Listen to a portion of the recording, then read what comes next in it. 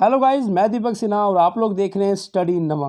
आज हम करेंगे 3 क्वेश्चन और इन 3 क्वेश्चन के करने के साथ ही हमारा चैप्टर नंबर 2 फिनिश हो जाएगा। यानी कि मैंने आप लोगों को सिर्फ 12 क्वेश्चन कराए हैं इस चैप्टर के, जो मोस्ट इम्पॉर्टेंट क्वेश्चंस हैं। आप लोगों से मैं इतना ही कहूँगा कि अगर आप लोगों को सेकंड चैप्टर में से पढ़ने हैं तो सिर्फ ये 12 क्वेश्चन ही पढ़ लो, इनफ है। बाकी किसी भी क्वेश्चन को छूने का कोई ज़रूरत नहीं है। फिर भी अगर आपकी मैडम या सर कोई अनदर क्वेश्चन करवाते हैं मेरे नोट्स के अलावा, तो आप लोग मेरे को कमेंट बॉक्स में लिख सकते हैं। मैं उस क्वेश्चन की भी वीडियो बना दूंगा, एक अच्छा नोट्स प्रोवाइड आप लोगों को करवा दूंगा। तो स्टार्ट करते हैं। क्वेश्चन नंबर 10 इजी क्वेश्चन है, आपको जानना जरूरी है। तो क्वेश्चन नंबर 10, अनुच्छेद 19 में वर्णित स्वतंत्रताओं में से किन्हीं 4 को समझाइए। फिर से रिपीट कर देता हूं, अनुच्छेद 19 में वर्णित स्वतंत्रताओं में से किन्हीं 4 को समझाइए। यानी कि अनुच्छेद 19 में जो नागरिकों को स्वतंत्रता दी गई है उनके बारे में हमें बताना है। तो आंसर सुनिए। अनुच्छेद 19 में 6 प्रकार की स्वतंत्रता का वर्णन है। पहला 1, भाषण एवं अभिव्यक्ति की स्वतंत्रता। भाषण का मतलब आप लोगों को मालूम ही होगा, एवं अभिव्यक्ति अगर ना मालूम हो तो बताता हूँ। अभिव्यक्ति का मतलब होता है जब 2 व्यक्ति आपस में अपने विचारों का आदान प्रदान कर रहे हैं। यानी कि एक व्यक्ति जब बात दूसरे व्यक्ति से कर रहा है तो दूसरा व्यक्ति उसकी बातों को समझ रहा है, तो उस प्रक्रिया को हम अभिव्यक्ति कहते हैं। तो पहली स्वतंत्रता हमारी ये हुई, भाषण एवं अभिव्यक्ति की स्वतंत्रता। दूसरा पॉइंट, संघ समिति बनाने की स्वतंत्रता। कोई भी व्यक्ति अपना संघ बना सकता है। तीसरा, सभा करने की स्वतंत्रता, सिंपल है। चौथा, भ्रमण करने की स्वतंत्रता, हम एक राज्य से दूसरे राज्य में आ जा सकते हैं। पांचवा, व्यवसाय करने की स्वतंत्रता। यहाँ थोड़ा सा रोकूंगा, व्यवसाय करने की यानी कि लीगल व्यवसाय करने की स्वतंत्रता, अनलीगल व्यवसाय करने की स्वतंत्रता बिल्कुल नहीं, ठीक है। एंड लास्ट छठा पॉइंट, भारत के किसी भी भाग में रहने तथा बसने की स्वतंत्रता। हम कहीं भी रह सकते हैं और किसी भी राज्य में जाके बस सकते हैं। तो ये हमारे 6 स्वतंत्रताएं हैं जिनका वर्णन अनुच्छेद 19 में दिया गया है। इसमें एक और छोटा सा पार्ट है, ध्यान से समझिएगा। ये पीछे मैंने क्वेश्चन में करवा दिया है, फिर भी आप सुन लो।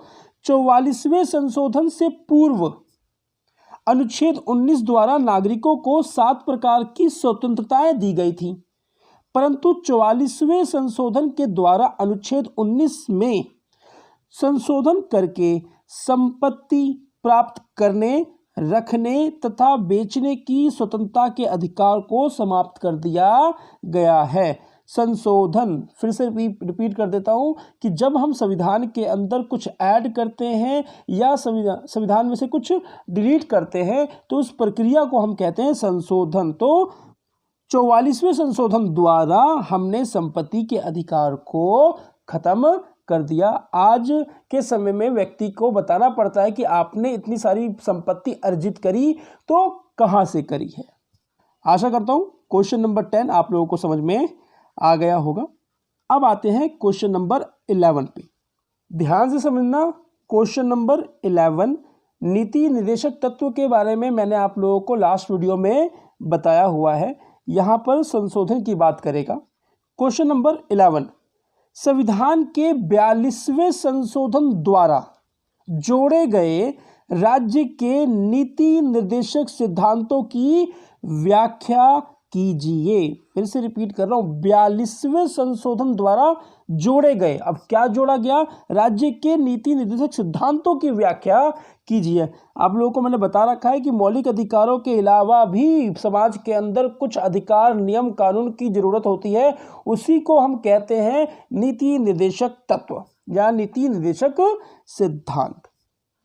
तो समाज में ऐसा क्या महसूस किया गया कि नीति निर्देशक सिद्धांतों के अंदर हम और कौन कौन सी बातें और कौन कौन से नियम और कानून ऐड कर सकते हैं। समाज में ऐसा क्या देखा गया कि इनके ऊपर भी काम करना चाहिए, इनके ऊपर भी नियम और कानून बनाने चाहिए। तो हम इसी के बारे में पढ़ेंगे कि नीति निर्देशक तत्व के अंदर क्या जोड़ा गया और किसके लिए जोड़ा गया। रिपीट करो इस वर्ड को, ध्यान सुनो, किसके लिए जोड़ा गया। तो आंसर करते हैं पॉइंट नंबर 1, राज्य अपनी नीति का संचालन इस प्रकार करेगा कि बच्चों को स्वस्थ, स्वतंत्र और प्रतिष्ठापूर्ण वातावरण में अपने विकास के लिए अवसर और सुविधाएं प्राप्त हो। यानी कि पहला पॉइंट बच्चों के लिए, यानी कि राज्य अपने नीति नियम इस तरीके से लागू करेगा और चलाएगा जिससे कि बच्चों को स्वस्थ, स्वतंत्र और प्रतिष्ठापूर्ण वातावरण में अपने विकास के लिए अवसर और सुविधाएं प्राप्त हो। ऐसा ना हो जाए कि समाज के अंदर एक वर्ग बच्चों का पीछे रह गया और दूसरा वर्ग बच्चों का आगे बढ़ता जा रहा है। यानी कि सभी बच्चों को साथ में लेके चलना सरकार का दायित्व बनता है, चाहे वो किसी प्रकार के नियम बनाए, कानून बनाए, छूट दे, उनको सहूलियत दे, आरक्षण दे, किसी भी प्रकार से किसी भी बच्चे का शोषण नहीं होना चाहिए। उसको समाज में विकास, उसको सरकार ऐसे साधन मुहैया कराए जिससे कि वो बच्चा अपना विकास कर सके। तो नीति निर्देशक तत्व के अंदर इस चीज को ऐड किया गया। पॉइंट नंबर 2, ध्यान से समझना, मैं एक्सप्लेन लंबा कर रहा हूं क्योंकि मैं ये चाहता हूं कि आपकी जहन तक बात पहुंच जाए। तो पॉइंट नंबर 2 करते हैं, राज्य ऐसे कानून प्रणाली की व्यवस्था करेगा जो समाज में अवसर के आधार पर न्याय का विकास करे। अवसर के आधार पर न्याय का विकास करे, फुल स्टॉप। यहाँ इस सेकंड पॉइंट को ध्यान समझना, ये कहना क्या चाहता है। अवसर, अगर मैं इसका एक एग्जाम्पल दूं आरक्षण को लेकर, समाज में नागरिकों को लेकर, युवाओं को लेकर अगर मैं एक एग्जाम्पल देना चाहूँ तो ध्यान से समझना। अवसर की बात कर रहा ना, यानी कि प्रत्येक विद्यार्थी को आगे बढ़ने के लिए एक उचित अवसर मिलना चाहिए। ये बात तो आप लोग समझ गए होंगे, मगर इसके अंदर भी कुछ तर्क वितर्क होते हैं। SC, ST, OBC इन विद्यार्थियों को आरक्षण मिला हुआ है सरकार की तरफ से। दूसरी तरफ जो सामान्य वर्ग के बच्चे हैं उनको आरक्षण नहीं मिला, लेकिन जनरल यानी कि सामान्य वर्ग के जो बच्चे हैं उनमें भी कुछ विद्यार्थी, कुछ युवा ऐसे हैं जो अपनी मूलभूत आवश्यकताओं को पूरा नहीं कर पाते। उनको सरकार से मदद की आवश्यकता होती है, उनको सरकार से मदद चाहिए होती है, लेकिन उनको नहीं मिल पाता। क्यों? क्योंकि सामान्य वर्ग के वो विद्यार्थी, युवा हैं।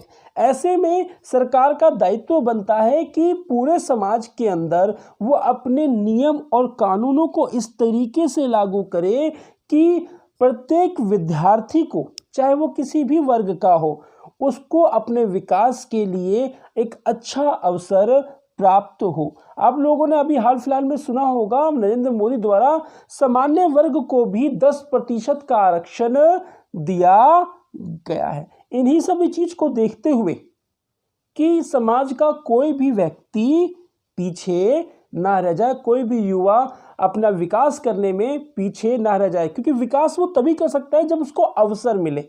यानी कि कोई कंपटीशन का पेपर देने जाए, वो उच्च पढ़ाई पढ़ने के लिए उसको स्कॉलरशिप की बात हो, तो यानी कि अगर उसको अवसर दिए जाएंगे तभी तो वो विकास कर पाएगा। तो सरकार ऐसे नियम कानून पालन करे जिससे कि प्रत्येक व्यक्ति को अवसर मिल सके। ये था आपका पॉइंट नंबर 2। तो आगे बढ़ते हैं पॉइंट नंबर 3, राज्य व्यक्तियों के लिए मुफ्त कानूनी सहायता की व्यवस्था करने का प्रयत्न करेगा। स्टॉप, ध्यान समझो भाई। 2 व्यक्तियों की लड़ाई हुई, एक व्यक्ति पैसे वाला और एक व्यक्ति गरीब। चलो कानूनी कार्रवाई एक दूसरे की हो गई, दोनों थाने चले गए। अब बात यहाँ पे ये आ गई कि जो धनी वर्ग का व्यक्ति है उसने वकील हायर कर लिया, अपनी सुख सुविधा के हिसाब से अपने पैसों का इस्तेमाल किया उसने, और अपने लिए जो करना चाहिए वो उसने किया। अब यहाँ निर्धन व्यक्ति, जो गरीब व्यक्ति है, अब वो क्या करे? वो किस तरीके से वकील को हायर करे, वो कहाँ जाए कहाँ ना जाए, वो दुविधा में। तो वो तो इस सिचुएशन में जो मध्यम वर्ग है, गरीब वर्ग का व्यक्ति है, वो पहले ही हार मान जाता है। तो इस प्रकार की समस्याओं को देखते हुए नीति निर्देशक तत्व में एक चीज ऐड ये करी गई कि मुफ्त कानूनी सहायता की व्यवस्था करने का प्रयत्न किया जाए कि एक गरीब और मध्यम वर्ग के व्यक्ति को भी न्याय प्राप्त हो सके, उसे ऐसा ना लगे कि मैं कमजोर हूं, उसको सरकार द्वारा पूरी सहायता दी जाए कि जिससे कि वो अपनी कानूनी लड़ाई, अपने हक के लिए लड़ाई लड़ सके। देख लो, मौलिक अधिकार के अलावा भी ये छोटी छोटी बातें कितनी आवश्यक है हमारे लिए। इन्हीं को कहा जाता है नीति निर्देशक तत्व, नीति निर्देशक सिद्धांत। पॉइंट नंबर 4, राज्य पर्यावरण की सुरक्षा और विकास तथा देश के वन और वन्य जीवों की सुरक्षित रखने का प्रयत्न करेगा। राज्य का कर्तव्य बनता है कि व्यक्ति, जीव, पर्यावरण, इन सभी का संरक्षण करने का दायित्व सरकार के ऊपर है। अभी हाल फिलहाल में देख लो कि दिल्ली के सीएम केजरीवाल को सुप्रीम कोर्ट की तरफ से फटकार मिली है दिल्ली में पॉल्यूशन के कारण। कोरोना वायरस के बढ़ते केस के कारण भी सुप्रीम कोर्ट ने आम आदमी पार्टी की सरकार को फटकार लगाई है। इससे यह बात क्लियर हो जाती है कि एक राज्य का दायित्व बनता है कि वो जीव, जंतु और पर्यावरण को सुरक्षित रखने के लिए नियम कानून बनाए और अच्छे से अच्छे कार्य करे। तो आशा करता हूं आप लोगों को क्वेश्चन नंबर 11 समझ में आ गया होगा। एंड लास्ट क्वेश्चन करते हैं इस चैप्टर का, फुल फाइनल 6 मार्क्स का ये क्वेश्चन आता है पेपर के अंदर। अगर सेकंड चैप्टर में से क्वेश्चन बने तो सेकंड चैप्टर में से मैं आप लोगों को एक बात ये भी बता दूं कि एक ये क्वेश्चन और क्वेश्चन नंबर 9 जो मैंने आपको करवा रखा है पीछे, नीति निर्देशक तत्व और मौलिक अधिकार में अंतर, तो ये दो क्वेश्चन 6 मार्क्स या 5 मार्क्स में आने की संभावना बनी रहती है। इन दोनों क्वेश्चन को अच्छे तरीके से आप लोग याद कर लेना। अब टाइम वेस्ट ना करते हुए लास्ट क्वेश्चन को खत्म करते हैं। क्वेश्चन नंबर 12, अधिकार क्या है, अधिकारों के महत्व का वर्णन करें। छोटा सा क्वेश्चन बना दिया कि अधिकार क्या है और अधिकारों के महत्व का वर्णन करें। इन शॉर्ट बोलूं कि एक व्यक्ति के पास अगर अधिकार नहीं है तो उस व्यक्ति का कोई अस्तित्व नहीं है। अब बात आती है आंसर पे। आंसर को ध्यान से समझना, लॉजिकल होगा। आंसर, अधिकारों का मनुष्य के जीवन में अत्यधिक महत्व है। मनुष्य के व्यक्तित्व के विकास के लिए, क्या बात बोल रहा है, व्यक्तित्व के विकास के लिए तथा समाज की प्रगति के लिए अधिकारों का होना अनिवार्य है। स्टॉप। बात आ गई ना कि एक व्यक्ति के पास अधिकारों का होना बहुत ही जरूरी है। अगर उस व्यक्ति के पास अधिकार होंगे तभी वो अपने व्यक्तित्व को सुधार सकता है, समाज के अंदर प्रगति कर सकता है। अगर अधिकार नहीं होंगे तो वो कुछ भी नहीं कर सकता, वो सिर्फ शून्य है। आगे बढ़ते हैं।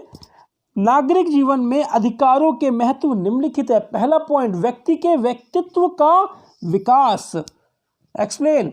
जिस प्रकार एक पौधे को विकास के लिए धूप, देखो बहुत अच्छा उदाहरण दिया हुआ है, इस बात को ध्यान से समझना, फिर से रिपीट कर रहा हूं। जिस प्रकार एक पौधे को विकास के लिए धूप, पानी, मिट्टी, हवा की जरूरत होती है, उसी तरह व्यक्ति के व्यक्तित्व के विकास के लिए अधिकारों की अत्यधिक आवश्यकता होती है। अधिकार कई प्रकार के होते हैं, तो एक व्यक्ति को अधिकारों की बहुत ही ज्यादा आवश्यकता होती है अपने विकास के लिए। आगे बढ़ते, जैसे सामाजिक, आर्थिक तथा राजनीतिक अधिकार आदि व्यक्ति के पास होने चाहिए, तभी वो अपना विकास, अपने व्यक्तित्व को बढ़ा सकता है। और वो जब विकास करेगा तो समझो कि देश का भी विकास हुआ। यानी कि एक देश के अंदर एक ऐसा बच्चा जो आगे बढ़कर राष्ट्रपति बने, वैज्ञानिक बने, साइंटिस्ट बने, आईएएस अधिकारी बने, आईएफएस अधिकारी बने, ऊंचे से ऊंचे स्तर पर अगर वो जाएगा तो वो अपना तो विकास करेगा ही करेगा, साथ में वो अपने देश का भी विकास करेगा। तो पहला पॉइंट क्लियर। अब आ जाइए दूसरे पॉइंट पे। दूसरा पॉइंट कह रहा है अधिकार समाज के विकास के साधन। अधिकार समाज के विकास के क्या है? साधन है। बिल्कुल सही बात है। एक्सप्लेन करते हैं। व्यक्ति समाज का अभिन्न अंग है। बिल्कुल सही बात है। व्यक्तियों से बनता है समाज और समाज से ही बनता है देश। जिस देश के अंदर व्यक्ति ही नहीं है तो उसको हम देश कहेंगे? बिल्कुल नहीं। फिर से इस लाइन को रिपीट कर रहा हूं। व्यक्ति समाज का अभिन्न अंग है। यदि अधिकारों की प्राप्ति से व्यक्तित्व का विकास हो, फिर से रिपीट, बड़ा ही माइंडेड है, समझने योग्य है, बात को ध्यान समझना। यदि अधिकारों की प्राप्ति से, यानी कि एक व्यक्ति को अधिकार जब मिलते हैं उसकी प्राप्ति से, अगर व्यक्ति को अधिकार मिल गए, अधिकारों की प्राप्ति से व्यक्ति का विकास हो सकता है तो सामाजिक विकास भी स्वयं हो जाता है, अपने आप हो जाता है। जब व्यक्ति का विकास होता है तो समाज का भी विकास अपने आप हो जाता है। इस तरह अधिकार समाज के विकास का साधन है। विकास का कर लेना, के गलती से लिखे, विकास का साधन है। आशा करता हूं बात समझ में आ गई होगी। फिर से रिपीट कर देता हूं। व्यक्ति समाज का अभिन्न अंग है। यदि अधिकारों की प्राप्ति से व्यक्ति का विकास हो सकता है, यानी कि एक व्यक्ति को अधिकार दिए गए और उस व्यक्ति का विकास हो गया तो सामाजिक विकास भी अपने आप हो जाता है, क्योंकि व्यक्ति को अधिकार मिले, अधिकार मिलने से उस व्यक्ति ने अपना विकास किया और विकास जब उसने अपना किया तो अपने आप ही ऑटोमेटिकली उस समाज का भी विकास हो जाता है। इसलिए हम कह सकते हैं कि अधिकार क्या है? एक साधन है। अब आ जाइए पॉइंट नंबर 3। अधिकार कल्याणकारी राज्य की स्थापना में सहायक। बड़ा ही अच्छा पॉइंट है मगर माइंडेड है। अधिकार, रिपीट कर रहा हूं, अधिकार कल्याणकारी राज्य की स्थापना में सहायक, यानी कि जब अधिकार मिलते हैं ना व्यक्तियों को तो एक कल्याणकारी राज्य की स्थापना होती है, यानी कि अधिकारों की सहायता से एक अच्छे राज्य की स्थापना होती है। देख लो बच्चों, मैं वर्ड टू वर्ड समझा रहा हूं, यहां तक कि एक पॉइंट को भी आप लोगों को समझा रहा हूं। तो प्लीज अपने यार दोस्तों में शेयर करो, मेरी इस मेहनत को सार्थक बनाओ। एक्सप्लेन करते हैं। प्रत्येक राज्य की सफलता उसके नागरिकों पर निर्भर करती है। सही बात है। अगर नागरिक अपना विकास करेंगे, अपना प्रगति करेंगे तो उस राज्य का भी अपना ही विकास होगा। स्टॉप, मैं यहां पे एक और चीज बात बोलना चाहता हूं, ध्यान से समझना। कहते हो ना हरियाणा की छोरी है, बिहार के आईएएस ऑफिसर, महाराष्ट्र के ये, गुजरात के ये, यानी कि हम जिस स्टेट से होते हैं और एक अच्छा काम करते हैं, हम अपना विकास करते हैं तो हम अपने आप अपने गांव का, अपने घर का नाम ऊंचा करते हैं। तो वो हरियाणा का भी अगर व्यक्ति है तो उसने हरियाणा का नाम ऊंचा किया, अपने गांव का नाम ऊंचा किया, अपने घर का नाम ऊंचा किया, साथ साथ उसने अपने देश का भी नाम ऊंचा किया। क्योंकि हरियाणा किस देश में है? भारत देश में है। तो हरियाणा के छोरे ने या हरियाणा की छोरी ने जब देश का नाम रोशन किया, हरियाणा का नाम रोशन किया, तो ऑटोमेटिकली देश का नाम भी रोशन हो गया। आगे बढ़ते हैं। जिस राज्य के नागरिक अधिकारों के प्रति जागरूक नहीं होंगे और अपने कर्तव्यों का सही तरह पालन नहीं करेंगे, उस राज्य की योजनाएं असफल होगी। समझ गए ना बात को? यानी कि जब व्यक्ति अपने अधिकारों के प्रति जागरूक नहीं है तो क्या वो अपना विकास कर पाएगा? कतई नहीं। यानी कि एक व्यक्ति का कर्तव्य बनता है कि समाज में रहते हुए वो अपने अधिकारों के प्रति जागरूक रहे। जब वो अपने अधिकारों के प्रति जागरूक रहेगा तो उन अधिकारों को प्राप्त करेगा। जब उनको वो प्राप्त करेगा तो उससे उसका विकास होगा, और जब उससे विकास होगा तो देश का विकास होगा। पॉइंट नंबर 4, ध्यान से समझना। अब छोटे छोटे पॉइंट हैं, मगर फिर भी समझाने के लिए लंबा करूँगा, आप लोगों को तो मालूम ही है मेरे बारे में। पॉइंट नंबर 4, सरकार की निरंकुशता पर प्रतिबंध। सरकार की निरंकुशता पर प्रतिबंध। एक्सप्लेन। अधिकार सरकार को नियंत्रित करके रखते हैं तथा उसे निरंकुश नहीं बनने देते। पॉइंट नंबर 4 पे फिर से आ जाऊं। अब मैं जो बात को रिपीट कर रहा हूं ध्यान से समझना। सरकार की निरंकुशता पर प्रतिबंध। अब एक बात बताओ, इसी से पहले वाला पॉइंट हमने पढ़ा, अगर एक व्यक्ति को अपने समाज के अधिकारों के प्रति मालूम होगा और वो जागरूक होगा अपने अधिकारों के प्रति जानने के लिए, तो अपना भी विकास करेगा। अब पॉइंट यहां पे ये आ जाता है चौथे पॉइंट के अंदर कि सरकार ने कोई नीति लागू करी और लोगों को उसके बारे में मालूम ही नहीं है, तो सरकार फायदा उठाती है ना। सरकार फायदा उठाती है उस चीज का। वो तो कह देगी कि मैंने तो ये चीज लागू करी, पेपर और कागजों में दिखा भी देगी, मगर लोगों को उसके बारे में मालूम ही नहीं है।